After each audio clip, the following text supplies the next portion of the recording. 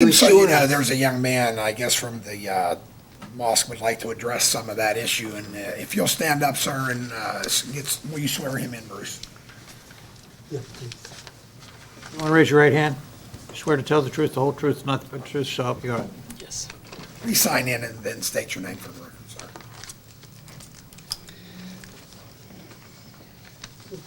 Kim, is there anything else you wanted to bring up? I don't think so. Okay, thank you. And then Thank we'll you for address it that. to anybody else that wants to That's come up. okay. Thank you very My much. name is Muntalar Al Jabri. I'm not sure if you can hear me right. Sure. My name is Muntalar Al Jabri. I live in Monroeville. I am part of this community. First of all, I'd like to thank all of you for allowing us to come here and to listen to us and our concerns. I am very, very pleased that I came today and I had heard the honesty. I'm very glad that the members of the Monroeville community here were speaking with full honesty. We would love for them to speak like that and always address these concerns to us. Sorry, what was your name? I didn't. Kim. Kim, yeah, Kim mentioned a lot of significant points, which shows that it's very unfortunate how media can relay a lot of wrong information about Islam. So I'd like to correct some of. Yes.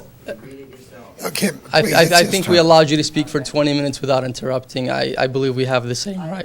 No problem, ma'am. Thank you.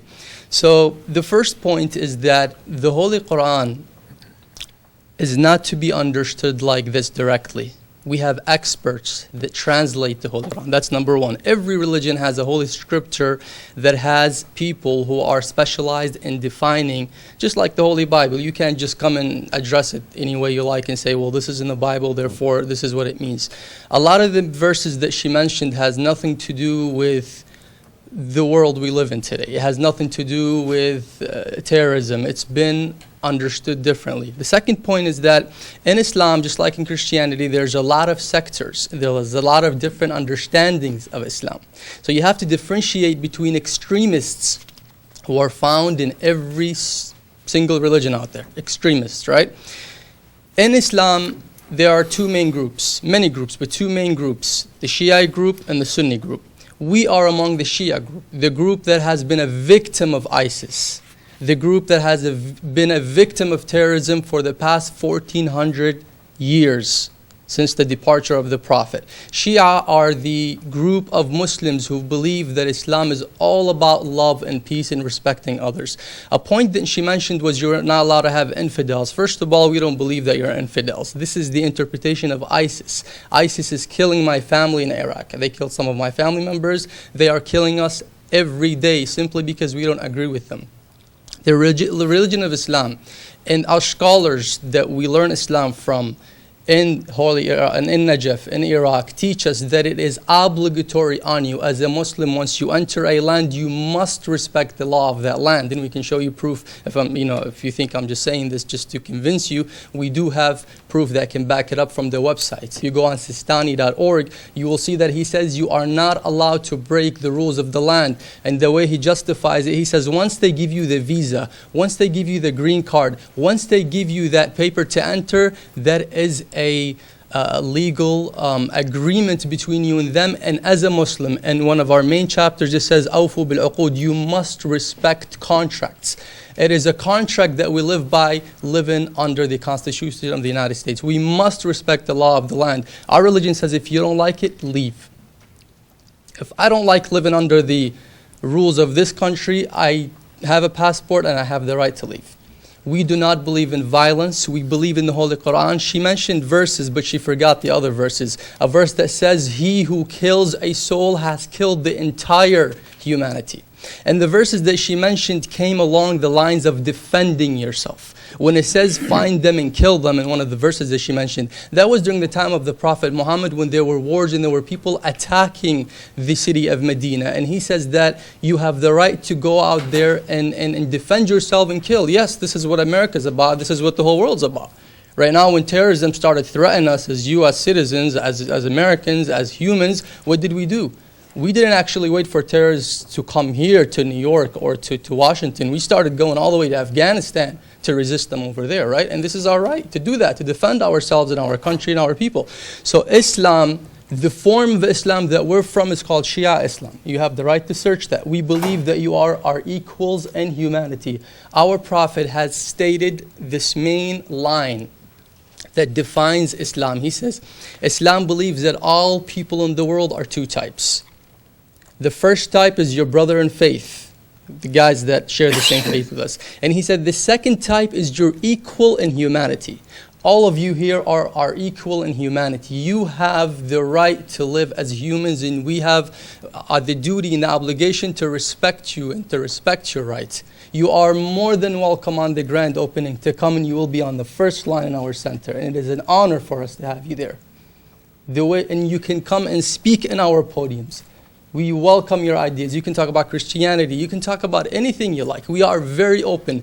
Those closed-minded extremists that have killed us before they have killed you, because I said they existed 1400 years ago, are the ones that believe if you don't agree with them, you must be beheaded. We do not believe in killing. We do not believe in any type of violence. A lot could be said. A lot could be said. Every verse she mentioned, we could talk about what it means and how it does not relate or pertain to you.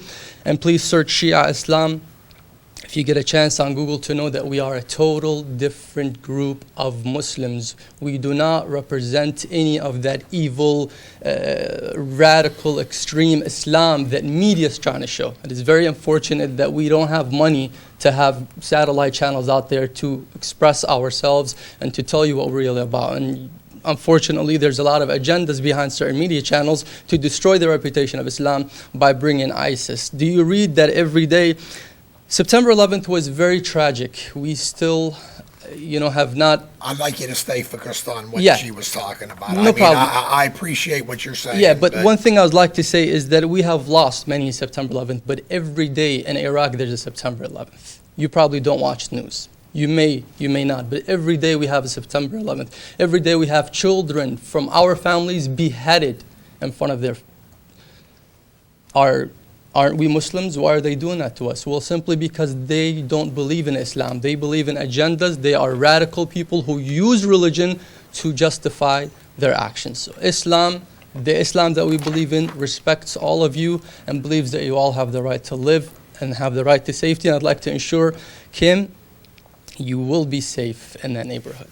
That neighborhood, that organization will promote nothing but peace, but love, but respect. And if there's any further questions, Kim, you are more than welcome to visit us in that center, and we will answer all of your concerns.